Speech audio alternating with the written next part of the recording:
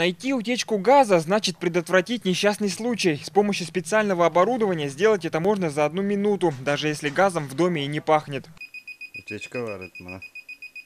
По словам специалистов, многие жильцы даже не догадываются о том, что их газовое оборудование дает утечку. Виной тому могут быть старые прокладки и даже блуждающие токи. Чтобы этого избежать, необходимо ежегодно проходить техобслуживание. Мы проверяем на утечку, смазываем, если необходимость есть, смазываем краны, чистим горелки и устраняем, если есть утечка, устраняем утечки. При этом в обязанности инженера входит не только осмотр газовой плиты, но и тепловых котлов. В зимний сезон выход из строя газового оборудования может привести к тяжелым последствиям. Согласно требованиям, техническое обслуживание выполняется ежегодно. Во время этой процедуры специалисты проверяют газовое оборудование на соответствие всем нормам и стандартам, а также определяют возможность дальнейшей ее эксплуатации. В случае выявления каких-либо неполадок, подача газа приостанавливается и начинается ремонт. Однако одной из главных проблем, как утверждают газовики, является безответственность самих абонентов. Кто-то производит чистку самостоятельно, другие попросту не могут предоставить допуск слесарей к оборудованию.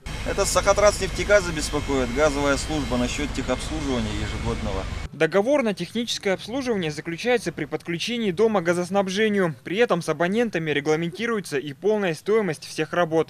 В эти работы по техобслуживанию входит по договору не только техобслуживание самих абонентов, а также их аварийно-диспетчерское прикрытие.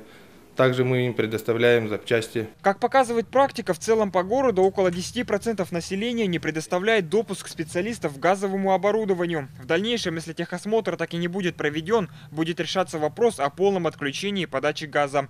Евгений Заборовский, Илларион Федоров, Вести, Якутск.